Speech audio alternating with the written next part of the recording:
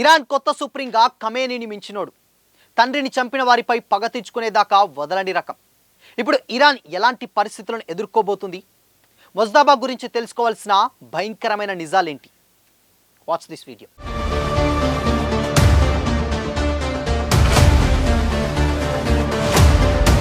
నమస్తే, welcome to Disha TV.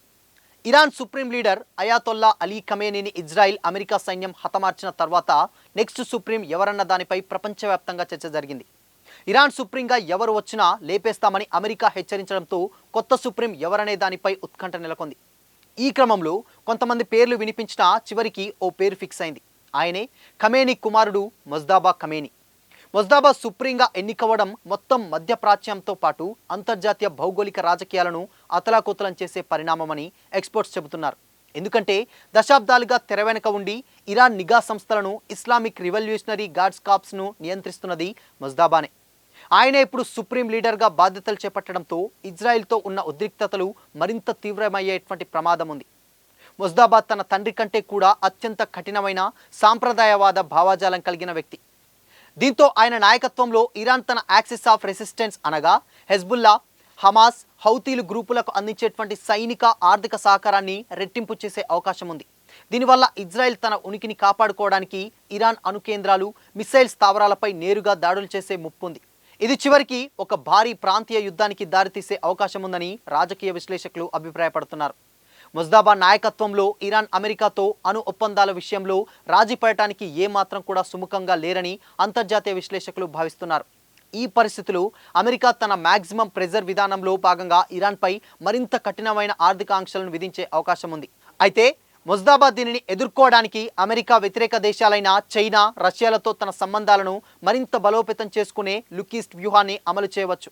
ముఖ్యంగా చైనాకు చమురు సరఫరాను పెంచడం, రష్యా నుండి అత్యాధునిక రక్షణ సాంకేతికతను పొందడం ద్వారా అమెరికా ఆంక్షల ప్రభావాన్ని తగ్గించుకోవాలని మొజ్దాబా భావిస్తున్నారు. దీనివల్ల ప్రపంచం మరోసారి స్పష్టమైన రెండు వర్గాలుగా చీలిపోయే ప్రమాదం ఉంది. ఈ అధికార మార్పిడి వల్ల భారత ప్రయోజనాలపై కూడా మిశ్రమ ప్రభావం ఉండేటువంటి అవకాశం ఉంది. ఒకవైపు ఇరాన్తో భారత్కున్న చారిత్రాత్మక సంబంధాలు, చబహార్ పోర్ట్ వంటి కీలక ప్రాజెక్టులు మొజ్దాబా హయాంలో కొనసాగవచ్చు. కానీ ఇజ్రాయెల్తో భారత్కు ఉన్న వ్యూహాత్మక భాగస్వామ్యం వల్ల భారత్ ఒక క్లిష్టమైన దౌత్య పరీక్షను ఎదుర్కోవాల్సి రావచ్చు. మధ్యప్రాచ్యంలో యుద్ధం వలన ఇప్పటికే అంతర్జాతీయ చమురు ధరలు పెరిగి భారతదేశం వంటి దిగుమతి చేసుకునే దేశాల ఆర్థిక వ్యవస్థపై భారీగా ప్రభావం పెరుగుతుంది. మొజ్దాబా నాయకత్వంలో ఇరాన్ అణ్వాయుధ దేశంగా మారే ప్రయత్నం చేస్తే అది ఐక్యరాజ్య సమితి, ప్రపంచ దేశాల మధ్య తీవ్ర ఉద్రిక్తతలకు దారితీసి గల్ఫ్ ప్రాంతంలో శాంతి భద్రతలను పూర్తిగా దెబ్బతీసే అవకాశం ఉంది. గల్ఫ్ దేశాల్లో శాంతి భద్రతలను భంగం కలిగితే చమురుతో పాటు ఇతర ధరలు భారీగా పెరిగి ప్రపంచ దేశాలన్నిటిపై ప్రభావం పడుతుంది. ఇప్పటికే యుద్ధం కారణంగా ఇంధన సరఫరాకు తీవ్ర ఆటంకం నెలకొంది. దీంతో చమురు ధరలు భగ్గుమంటున్నాయి. ప్రస్తుతం బ్యారెల్ ముడి చమురు ధర $100 మార్క్ దాటేసింది. 3.5 ఏళ్లలో బ్యారెల్ ధర ఈ రేంజ్లో పెరగడం ఇదే మొదటిసారి. అమెరికాలోకి వెస్ట్ టెక్సాస్ ఇంటర్మీడియల్లో ఏకంగా $106.22 చేరుకుంది. ఇప్పుడే పరిస్థితి ఇలా ఉంటే మొజ్దాబా ఇరాన్ను అణ్వాయుధాలతో రెచ్చిపోతే పరిస్థితి ఎలా ఉంటుందో అర్థం చేసుకోవచ్చు. ఇక ఇరాన్ సుప్రీం లీడర్గా మొజ్దాబా కాకుండా వేరే వాళ్ళు వచ్చి ఉంటే కేవలం దేశం కోసం మాత్రమే పోరాడేవాళ్ళు. కానీ ఇప్పుడు వచ్చింది ఖమేనీ కన్న కుమారుడే కాబట్టి దేశంతో పాటు తన తండ్రిని చంపిన వారిపై కోపంతో రగిలిపోతూ ఉంటాడు.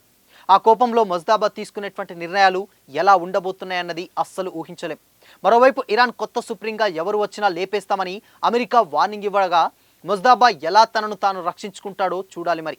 ఎందుకంటే ఇప్పటి వరకు కూడా ఖమేనీని చనిపోయిన తర్వాత కొత్త సుప్రీం ఎవరు అన్న చర్చ ఇప్పటి వరకు జరిగింది. అయితే వీటన్నిటికీ కూడా ఏదైతే బ్యాక్ సైడ్ ఉండి నడిపించేటువంటి మొజ్దాబానే ఇప్పుడు మేజర్గా ముందుకొచ్చి అక్కడ లీడర్గా ముందుగా ఉన్నాడు. సో ఇలాంటి పరిస్థితులలో మరి వీటిని దాని తర్వాత తన తండ్రికి చంపినటువంటి శత్రువులను కూడా తాను ఎలా మట్టుబెట్టబోతున్నాడో అని కూడా చాలామంది చర్చించుకుంటున్నారు.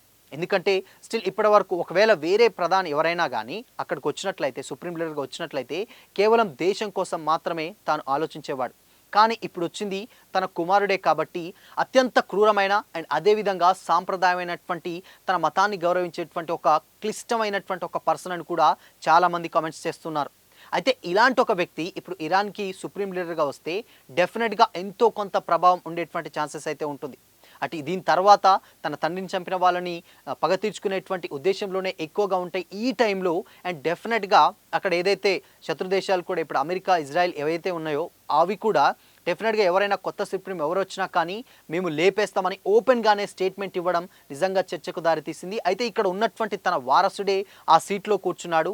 ఇప్పుడు తన తండ్రి పగ తీర్చుకుంటాడు. సేమ్ టైం ఇప్పుడు ఎవరొచ్చి కూర్చున్నా కానీ అమెరికా అండ్ ఇజ్రాయెల్ ఇద్దరూ కలిసి మేము తనను లేపేస్తామని ఓపెన్గానే వార్నింగ్ ఇవ్వడం ఇప్పుడు ఒక కొత్త చర్చకైతే దారితీస్తుంది. సో చూడాలి మరి ఇన్ కేస్ ఒకవేళ మొజ్దాబా ఎలా దీన్ని ఢీకొంటాడు అండ్ దాని తర్వాత తన నెక్స్ట్ స్టెప్ ఏంటి అండ్ దాని తర్వాత బ్యాక్గ్రౌండ్లో ఉన్నటువంటి నడిపించినటువంటి ఆ విధానాలన్నింటినీ కూడా ఇప్పుడు తను మేజర్గా వచ్చినట్టు తర్వాత దాన్ని ఎలా ఎదుర్కోబోతున్నాడు అనేదే ఇక్కడ ఒక పెద్ద క్వశ్చన్ మార్క్గా అయితే ఉంది. సో చూడాలి మరి ఇన్ కేస్ దీని తర్వాత ఇన్ కేస్ సామరస్యంగా సమస్యను పరిష్కరించుకుంటారా లేదంటే శత్రుదాడికి అంటే డెఫినెట్గా దాడికి దిగి ఇన్ కేస్ ఇలాంటి పరిణామాలు ఏమైనా తీసుకొస్తాయో తెలియాలంటే మరికొద్ది రోజులు అయితే వెయిట్ చేయాల్సిందే. ఇక్కడ మేజర్గా మొజ్దాబా ప్లాన్ మాత్రం ఒకటి క్లియర్గా అర్థమవుతుంది. అటు చైనా ఇటు రష్యా ఏదైతే ఈ శత్రు దేశాలు వాళ్ళకు శత్రు దేశాలుగా ఉన్నటువంటి రెండు దేశాలని సత్సంబంధాలు వాటితోటి పెంచుకొని వాటిని ఆసరాగా చేసుకోండి ఆ బలంతో వాటన్నిటి మీద యుద్ధానికి వెళ్ళేటువంటి అవకాశాలు కూడా ఉన్నాయని కూడా రాజకీయ విశ్లేషకులు అయితే దీని మీద అభిప్రాయపడుతున్నారు. సో చూడాలి మరి ఇన్ కేసు